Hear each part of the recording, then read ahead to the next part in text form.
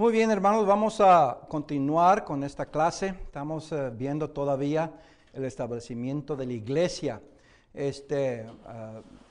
La iglesia, hermanos, continuó fuertemente, arduamente, expandiéndose, creciendo.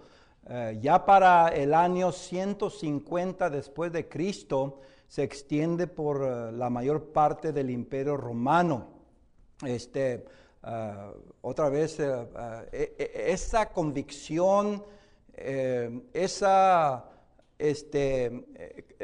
vamos a decir, esa manera, hermanos, de vivir, que el Evangelio es parte de la naturaleza de la persona y es como trabajar, es como comer, se tiene que hacer. Y vemos que ya para el siglo II tenemos, hermanos, allá al norte, las Galias, hay muchas iglesias en la parte del norte. Asiria, hay varias iglesias en Babilonia. Alejandría, que ya para el siglo II comienza a ser, hermanos, no tan predominante en cuanto a los judíos, pero ya en cuanto a la iglesia. Alejandría desde el siglo II antes de Cristo vino a ser uno de los centros más fuertes, más poderosos en cuanto a la educación judía, y también se extendió hasta Cartago, ¿verdad?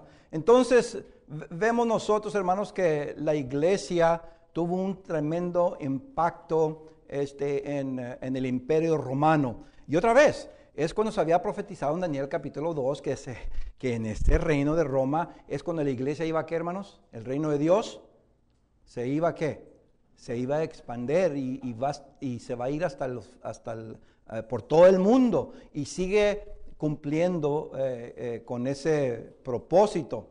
Entonces, vamos a ver ahora un poquito más, con más detalle, en cuanto a Jesús y sus discípulos, la identidad estructural de la iglesia.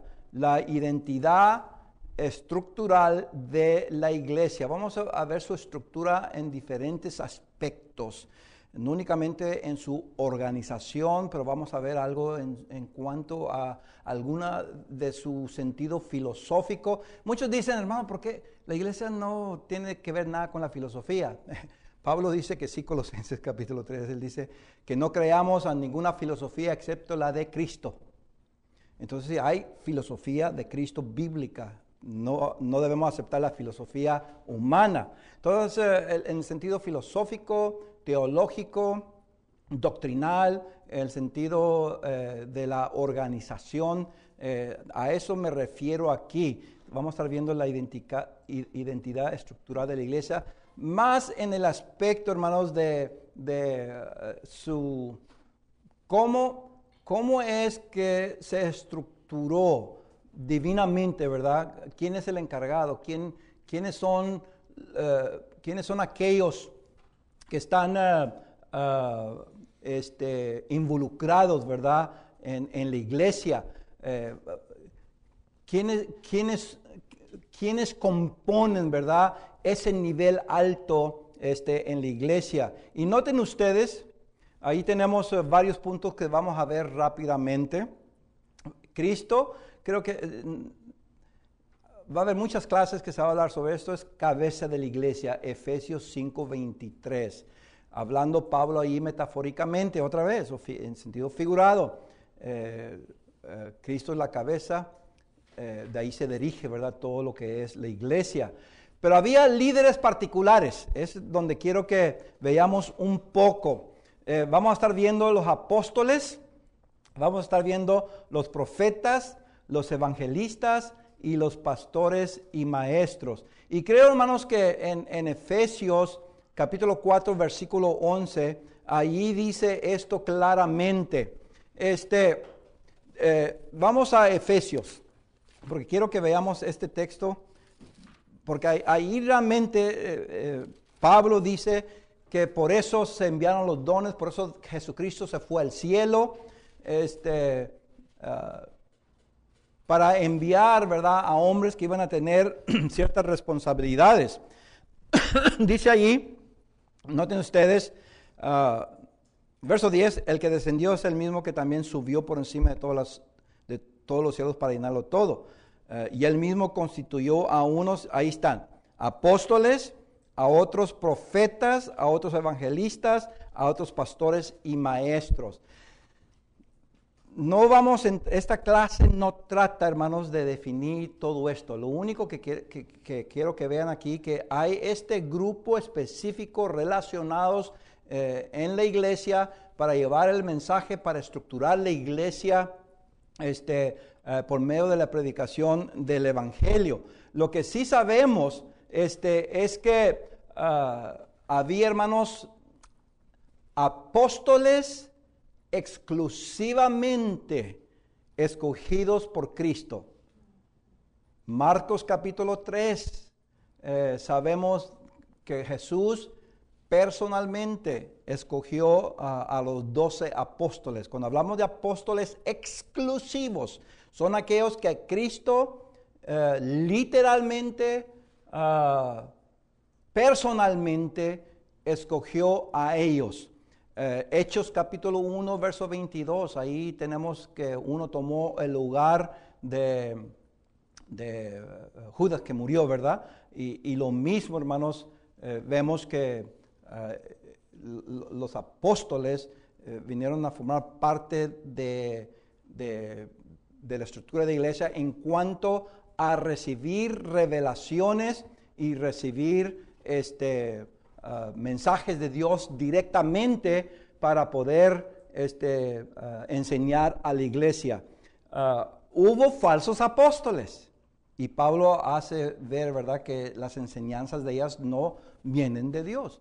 Los apóstoles escogidos por Jesús, Pablo escogido por Jesús, por lo mismo que dice Pablo, ¿verdad? Ellos recibían ¿qué? Revelación, mensajes directos de Dios. Pero también tenemos a quienes, tenemos a los profetas. Esto lo podemos ver, hermanos, en Hechos capítulo 2, verso 18, que fue una de las razones por qué vino el Espíritu Santo, porque va a haber profetas que se les va también a hablar, vamos a decir, directamente a ellos. Esto puede ser por visión, puede ser por éxtasis, puede ser aún por voz. Dios se comunicaba con los profetas en diferentes maneras, pero el punto es que la comunicación es todavía ¿qué? Directa, milagrosa. Recuerden eso. Nadie en la Biblia, fíjense cómo lo digo, nadie en la Biblia puede ser profeta si no recibe mensajes milagrosamente.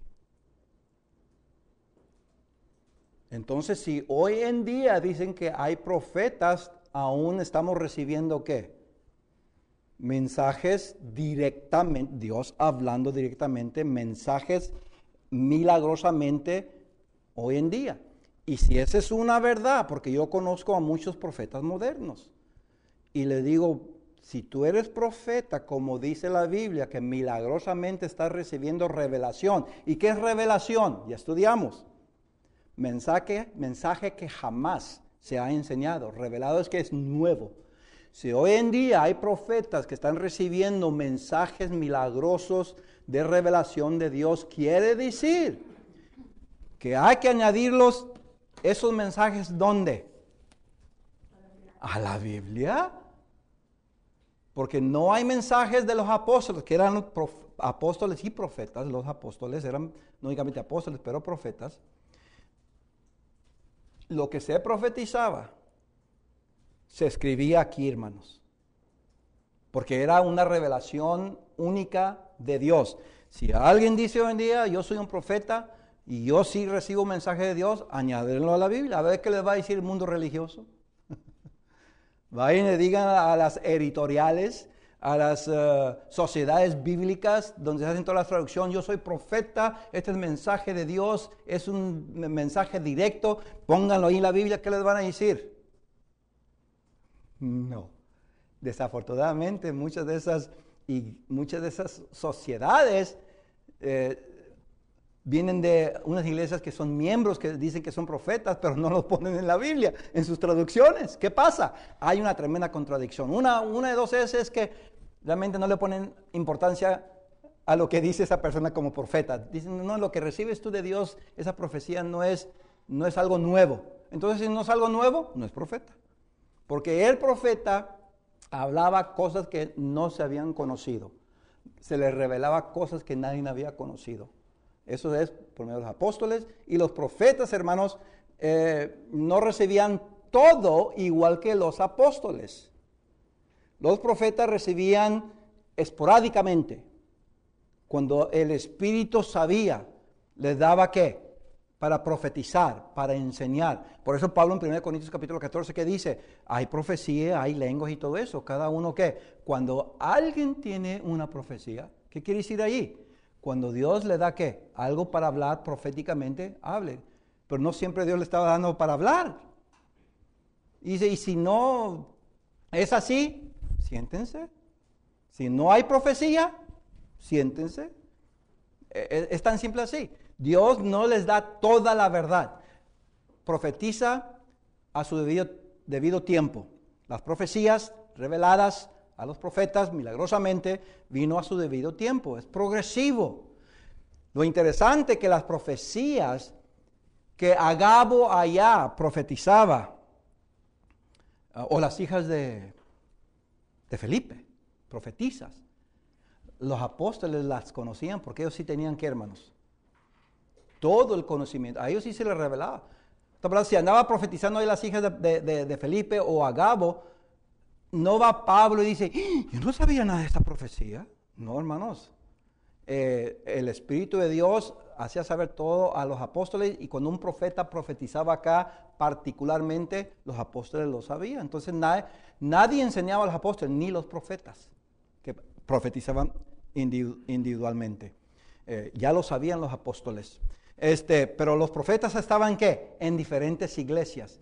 Se profetizaba algo en Roma, los apóstoles ya lo sabían, porque se lo revelaba a Dios. Se profetizaba en la iglesia de Babilonia, los apóstoles ya lo sabían. Pedro lo sabía porque estaba en Babilonia, con Marcos. Pero Pablo, que estaba en otro lugar, Mateo, que estaba en otro lugar, él lo sabía, porque Dios le revelaba a ellos eso, lo que hacían los profetas particularmente en diferentes iglesias. Ok, además, sabemos, hermanos, que la iglesia era compuesta de evangelistas. No vamos a entrar mucho a esto de los evangelistas. Lo que sí sabemos que ellos eran los que llevaban, hermanos, el mensaje a las diferentes regiones. Eran los que predicaban el evangelio, tenían mucha responsabilidad para predicar, ¿verdad?, en diferentes áreas del imperio, ¿verdad?, en diferentes regiones. Lo que me interesa es allí en Efesios capítulo 4. Noten ustedes Efesios capítulo 4 en el versículo 11, otra vez donde habla de pastores y maestros. Pastores y maestros. Esto lo vemos otra vez en Efesios capítulo 4 en el versículo 11. La última parte, porque dice que Jesucristo mismo constituyó pastores y maestros. En el griego, otra vez vayan con Kevin. En el griego, pastores y maestros, hermanos, se refiere al mismo grupo, a la misma función.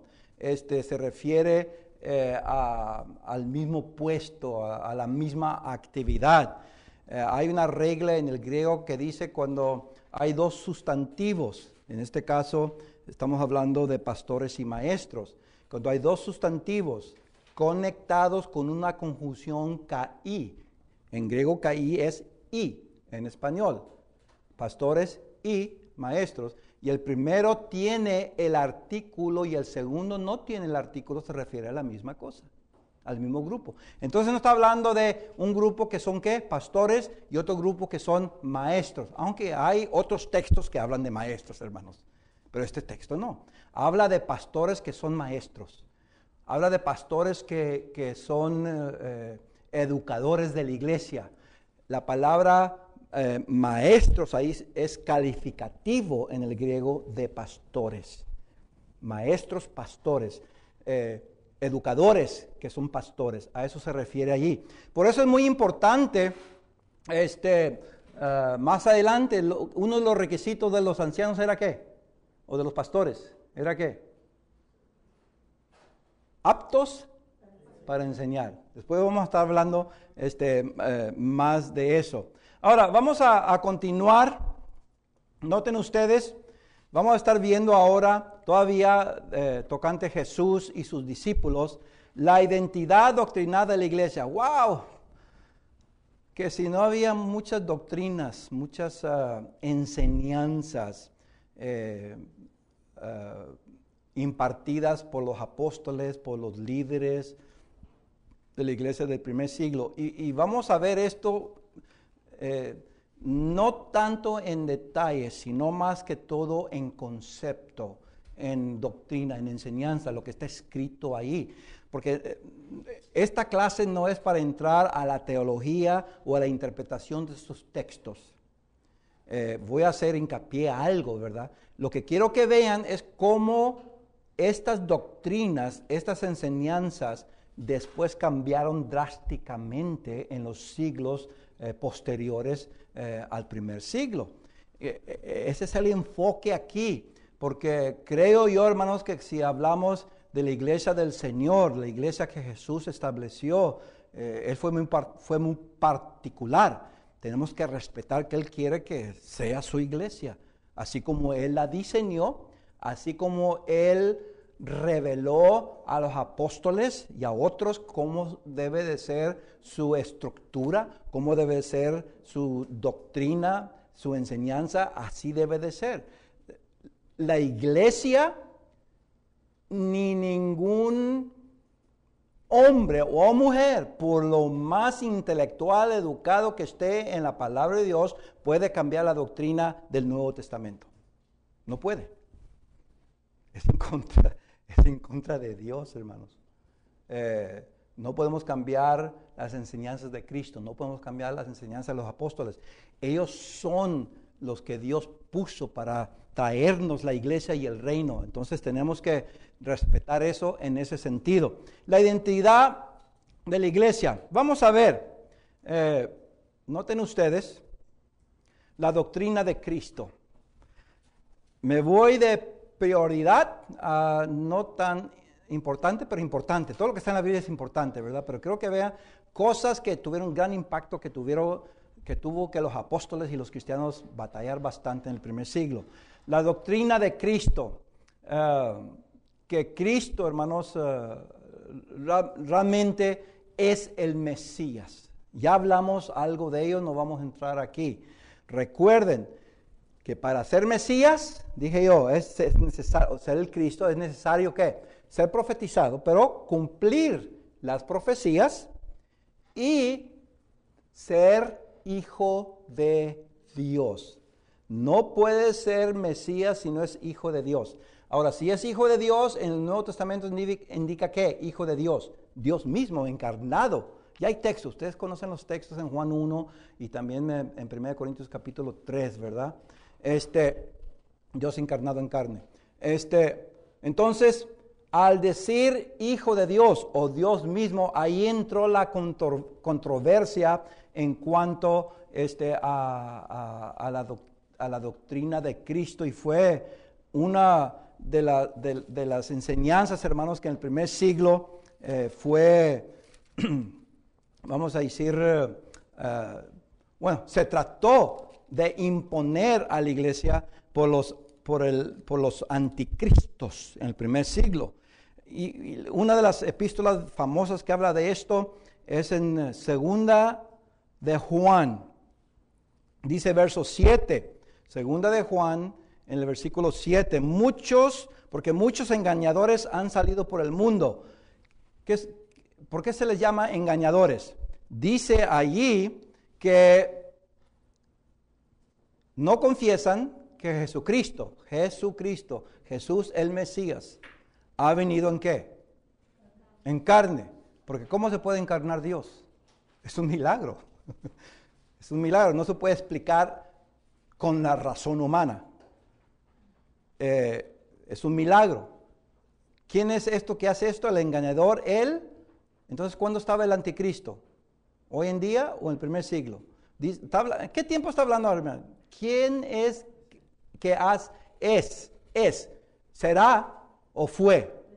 Presente. Ya lo están haciendo, ¿verdad? Y luego dice el verso 9. Concepto. ¿Qué es la enseñanza aquí? Que no creen, ¿qué es la doctrina? Que Cristo no vino en carne. Ese es el punto. Cualquiera que se extravía de qué, de lo que estos andan diciendo, no confiesan que Jesucristo ha venido en carne. Sí vino en carne y es Dios. El que no confiesa eso se extravía y no persevera en ¿cuál doctrina? ¿A cuál es la doctrina tocante Cristo? Cristo el Mesías vino a esta tierra y este Mesías tiene que ser Dios en carne. Pero muchos decían, el anticristo, los anticristos decían eso. Estudien, hermanos, Juan capítulo 1, la primera epístola de Juan, capítulo 2, capítulo 3, capítulo 4, ahí habla mucho del anticristo, especialmente el capítulo 2 de primera de Juan. Ahí claramente dice que ya los anticristos están aquí entre nosotros, salieron. Los anticristos eran miembros de la iglesia, desafortunadamente. Ok, vamos a seguir. Noten ustedes la doctrina de los apóstoles, Hechos 2:42, 2 Timoteo 3:10, 1 Corintios 4:17. Cuando hablamos la doctrina de los apóstoles, estamos hablando, hermanos, que la doctrina enseñada por esos hombres escogidos exclusivamente, personalmente, por Jesucristo, es la única que la iglesia obedecía.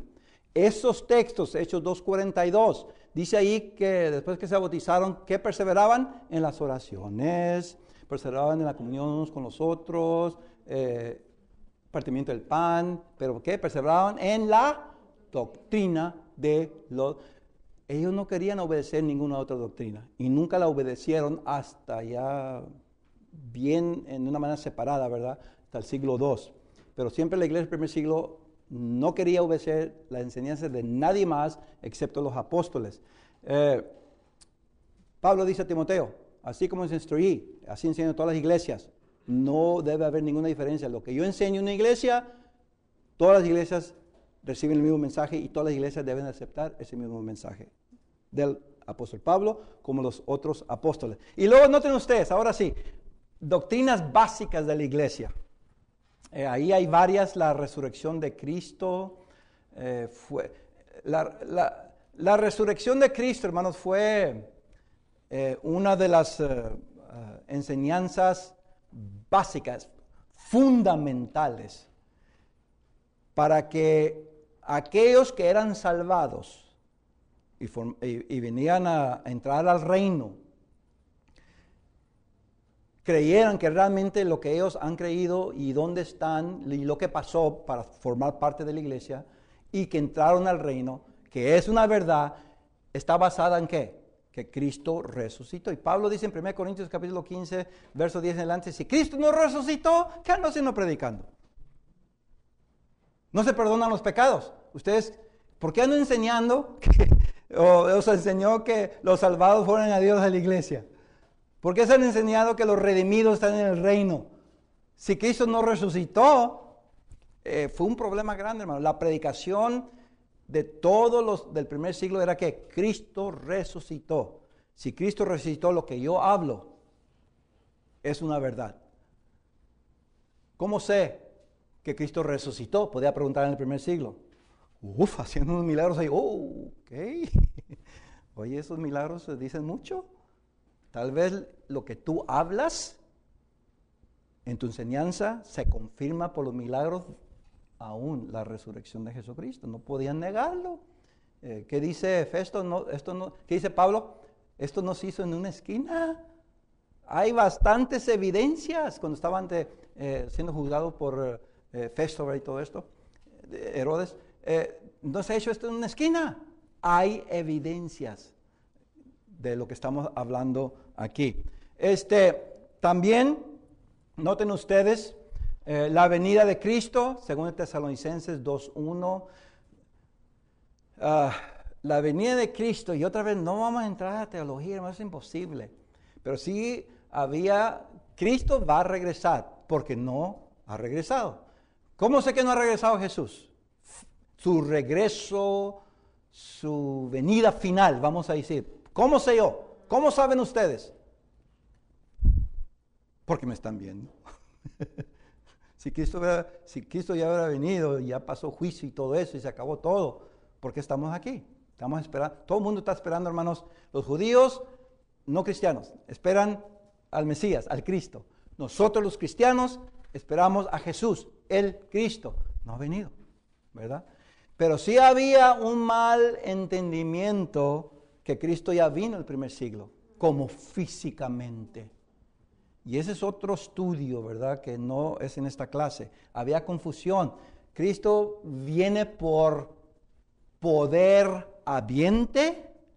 Si no han escuchado esa palabra, poder habiente, estúdienla. ¿Cristo vino por poder habiente o no vino? ¿O Cristo vino literalmente en el primer siglo? Hay enseñanzas que Cristo viene por poder habiente. Poder habiente es que cuando dice Dios en el Antiguo Testamento, yo vengo sobre Egipto. Bueno, ¿vino Dios literalmente? ¿Se acuerdan? No lo estudiamos aquí. Cuando dice que Dios viene sobre Babilonia, ¿fue Dios literalmente y destruyó a Babilonia? ¿Fue literalmente Dios y se vio? Mira, Dios, allá lo vi, vino a destruir a Egipto. No, hermanos, poder habiente, Dios usa a Sennacherib, usa a Ciro. ¿Ciro era quién? Mandado por Dios para sus propósitos. Usa a poder habientes. Pero había esa confusión y Pablo trata de hacer ver la diferencia. La resurrección de los muertos es otra de las enseñanzas básicas que ya hemos hablado un poco. 1 Corintios 15, verso 12. Segunda de Timoteo 2:18, hermanos. Unos decían que ya vino la resurrección de los muertos, que ya no hay que esperar. Otros negaban la resurrección de los muertos. Otros ni creían, ¿verdad? Realmente no creían que iba a acontecer. Creían que iba a acontecer nada después de la muerte. Y para brevemente contestar, ¿qué pasa después de la muerte? ¿Qué pasa después de, vamos a decir, del juicio? A mí no me interesa, bueno, sí me interesa, si voy a Hades o no. Yo no puedo entender lo invisible estando en lo físico. Hay textos que son bien difíciles. Les digo, hermanos, después de 33, 34 años son bien difíciles de dar una buena interpretación. Yo nomás digo, hermanos, estudienlo, seguir estudiándolo. No me interesa mucho si vamos a Hades o no vamos a Hades. Lo que yo creo es lo que Pablo dice ahí en Filipenses capítulo 1. Quiero estar con ustedes, hermanos, aquí en esta clase. Ay, pero qué bonito que el Señor me llevara, dice Pablo, para estar con Él, tiempo presente. No dice para estar, prefiero, dice, estar presente, tiempo, y ahí el verbo es presente. Otra vez están estudiando griego, tiempo presente. Prefiero morir y estar presente con Cristo, ya. 2 Corintios capítulo 5, verso 10, dice, estamos gimiendo con este cuerpo, tanto sufrimiento, pero ¿qué es nuestro anhelo? Que dejemos este cuerpo, y dice tiempo presente, que cuando acontezca la muerte, ¿qué pasa? Vamos a estar con el Señor. Bueno, si dicen algunos, es cosa de ustedes, que al morir vamos con Cristo, que es lo que dice Pablo en Filipenses, y en 1 Corintios y otros textos.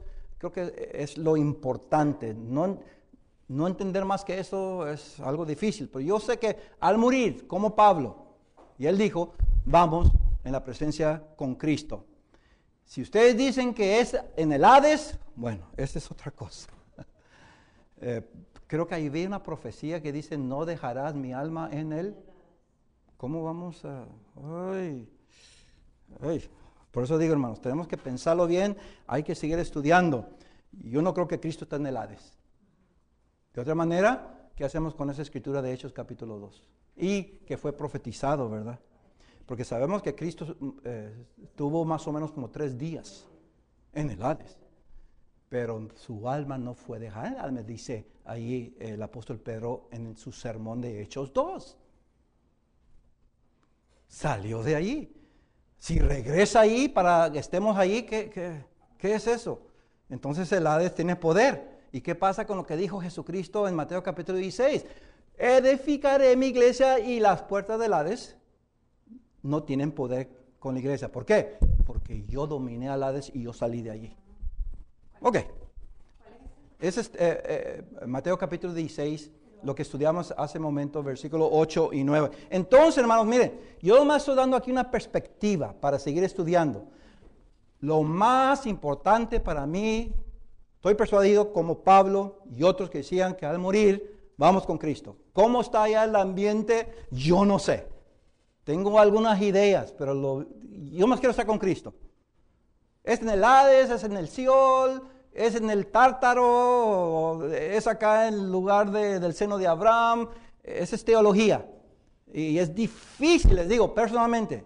Si ustedes dicen, para mí no está bien fácil eso. Ok, amén. No es tan fácil como muchos dicen. Lo que sí sé claramente, yo voy a estar con el Señor al morir.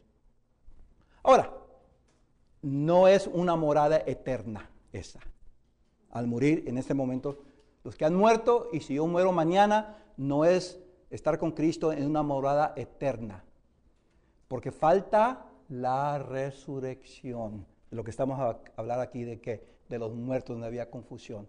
Después de la resurrección de los muertos, 1 Corintios 15, dice que, verso 39 en adelante, es cuando pasamos por otro cuerpo para morar eternamente. Ya de ahí ya no salimos. Ya de ahí ya no vamos a salir. Entre tanto, yo no sé dónde quieren colocar ustedes los que han sido fiel. Yo me coloco donde esté Cristo, sin teología. De allí yo sé, no es un lugar eterno, porque tengo que salir de allí para una resurrección física, para tomar otro cuerpo adaptado, diferente al de Adán, dice Pablo en 1 Corintios 15, para que entre y esté eternamente en lo que yo llamo el reino celestial eterno, o la eternidad, la gloria. Ok. Pero había mucha confusión en eso, hermano, en el primer siglo. Aquí lo mal está dando yo un poco, ¿verdad? Todavía hay confusión. Vamos a seguir. Noten ustedes todavía sobre algunas doctrinas básicas de la iglesia.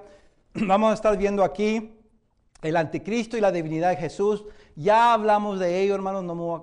Ahí están los textos. Primera de Juan, capítulo 4, verso 3. Segunda de Juan 7 hasta el versículo 9, el anticristo, la divinidad de Cristo, la doctrina de Cristo es ¿qué? La doctrina tocante Cristo. Cristo es Mesías, el Cristo cumplió las profecías. Cristo vino a esta tierra.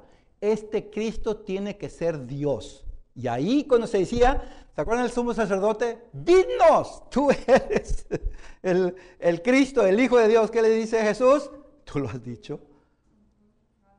Jesús no negó, hermanos.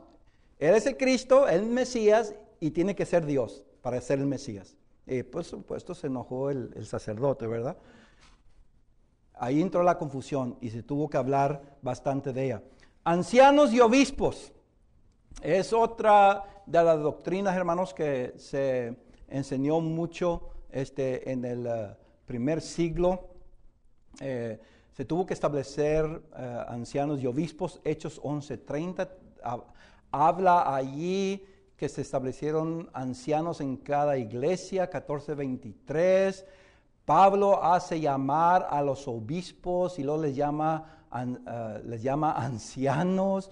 En Hechos capítulo 20, versos 17 y 28, no hace diferencia entre obispo y presbítero, o anciano y obispo. Es el mismo grupo. 1 Timoteo capítulo 1, verso 3,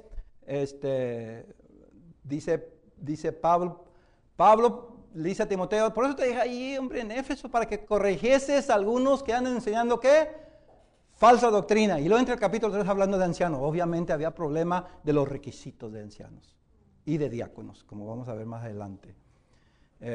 Y luego Tito capítulo 1, verso 1 al 9, Pablo dejó a Tito en Creta también para que estableciese lo deficiente. Había deficiencia tal vez en doctrina. ¿Cómo sabemos que estos son ancianos, obispos? Diáconos era otro grupo, hermanos. No vamos a entrar aquí. Si Hechos 6 son los primeros diáconos. Yo sé que son siervos, son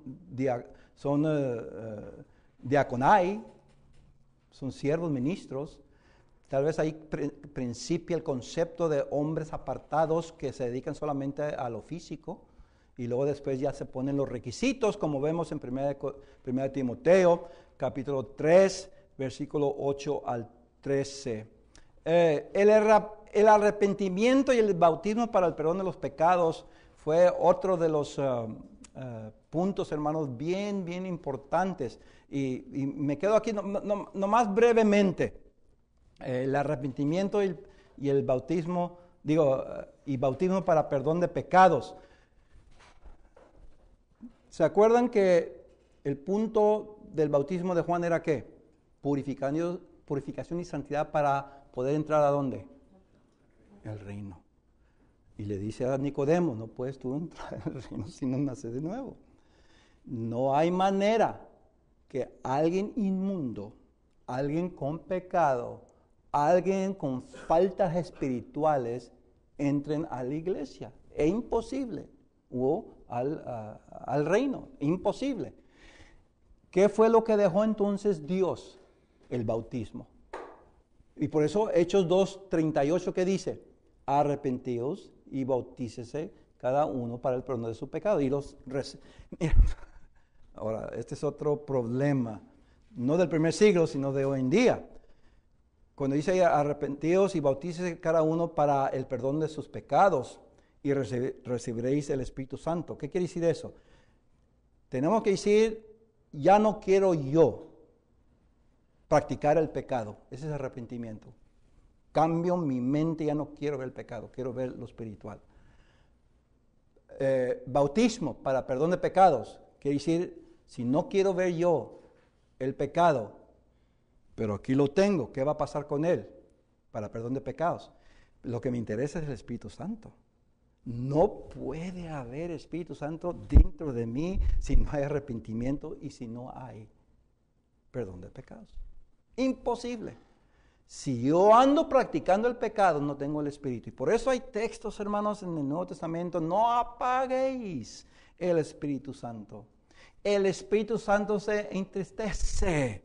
¿Por qué? Porque experimenta literalmente, hermanos, siente el pecado que yo traigo aquí, si ando en él. Y el Espíritu Santo no quiere eso.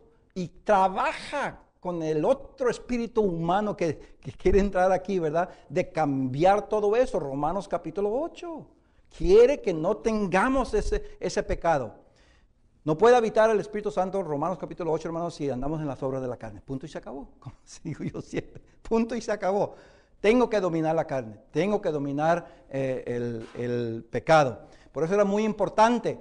El reino de Dios, la iglesia, tiene que ser santa, consagrada, purificada. Tiene que ser, hermanos, una iglesia que no tiene manchas ni arrugas. Efesios capítulo 5, que realmente se puede presentar ante Dios como lo más perfecto, hermanos, en esta tierra. No dije lo perfecto, lo más perfecto. Por supuesto, Dios por medio de Jesucristo nos perfecciona cada vez que nos arrepentamos. Es un proceso y tenemos que seguir practicando eso, hermanos, diariamente. No es algo que me espero cada semana, cada domingo, cada mes para poder que se me perdone, ¿verdad? Para ser purificado. Tengo que purificarme inmediatamente. No puedo estar en la iglesia, en el reino, si no estoy purificado, limpio, siempre. Ok, noten ustedes, todavía la cena del Señor, hermanos, era otra de las doctrinas. La cena del Señor, 1 Corintios capítulo 11, verso 23. Para mí no había en el primer siglo ninguna controversia en cuanto a la cena del Señor, excepto una. Pero no como los problemas de hoy en día. Hoy es cada domingo, cada mes, cada 6 meses, cada año. Y hay muchas iglesias que tienen diferentes prácticas. Por lo que yo veo en el primer siglo y por las evidencias históricas de los discípulos de los apóstoles, ellos siguieron enseñando que cada domingo se participaba de la cena del Señor. Históricamente lo sabemos. Ya después, en siglos después, vamos a ver, se cambió eso. Pero los discípulos de los apóstoles que siguieron la última parte del siglo primero y el siglo segundo todavía enseñaban que era cada domingo. Pero aparte de eso, el problema más grande que yo veo en el primer siglo, hermano, es que no saber qué significa la cena del Señor. 1 Corintios capítulo 11. Pablo les amonesta, cuando os reunís como iglesia, no es para participar de la cena. ¿Qué es el problema? La toman indignamente. ¿Qué quiere decir eso? Habían confundido. Y lean ahí, hermanos, 1 Corintios capítulo 11, verso 23 en adelante. Un poquito antes también, si quieren ustedes, versículo 18. El punto es que muchos ya tomaban la cena como si era pan común, como si era jugo de la vid común. Estas palabras qué suave vino. Mira, estoy comiendo pan. Y Pablo dice que lo que están haciendo ellos es emborrachándose y tomando pan, hermanos, en una manera que no es significado. El pan, dice, que nosotros bendicimos como lo recibió el Señor, es particular.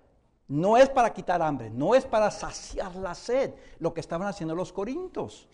Ese es el problema que se trató en el primer siglo, porque había las ágapes que comían, ahí estaba toda la comida. Imaginen ustedes una mesa de mucha comida y ahí están los elementos de la cena del Señor. ¿Y qué estaban haciendo los cristianos? Pues como yo pan para saciarme, bebo para satisfacer mi sed, ahora tomo la cena. ¿Qué diferencia hay? Es la misma cosa. Pablo dice, no es así, ese es tomarla indignamente. Cuando yo no puedo discernir que el jugo y el pan son elementos especiales, sin ninguna connotación, sin ningún significado, que son para saciar lo físico. Nada de eso. Son, hermanos, es algo que Jesús enseñó para recordar que Él entregó su cuerpo y su sangre para redimirnos. Eso es lo que significa el pan. Y sabemos, ¿verdad? La copa del Señor. El problema es que lo habían mezclado. En mi experiencia, hermanos, de más de 30 años en la iglesia, en varias ocasiones he tenido que hablar con hermanos que toman la cena como si fuera pan y jugo común. ¿Y cómo sé yo? Sí, mijito, ten. Yo sé que tienes, tómatelo. No, hermanos. Sí, mijito, ten este pedacito de pan. ¿Qué estamos haciendo? Es el problema hoy en día, la misma cosa, pero dentro de otra manera de verlo. Dando a nuestros hijos no cristianos bebitos o de cierta edad porque están ahí, y yo quiero. Sí, ten. No, hermanos, eso es tomarlo indignamente o permitir que se tome indignamente. tener cuidado con la cena del Señor. No es comida común, no es jugo común. Tiene un sentido muy, muy espiritual y debemos de mantenerlo así. Una vez un hermano estaba sentado aquí y estoy hablando constructivamente porque este hermano lo amo bastante y nos amamos todavía. Y él me agradeció que le hice ver de una manera con mucho amor. Estaba sentado aquí y ¿qué hace él? Toma la cena. Ay, qué suave, estaría tanta sed. Dije, ay, Dios mío. Lo tomé aparte, le dije, mi hermano, el jugo de la vid no es para sed. ¿Cómo, hermano? Pues es que traiga mucha sed. No, hermano, anda, bebe agua. Si quieres, hazte un buen desayuno, pero la cena del Señor no es para eso. Hermano, disculpa. Y ahí me pidió que orara por él. Y bueno, pero hermanos, no confundamos con el primer siglo. En la siguiente clase vamos a seguir, hermanos, con las doctrinas básicas de la iglesia. Quiero que vean esto, porque más adelante todo va a cambiar.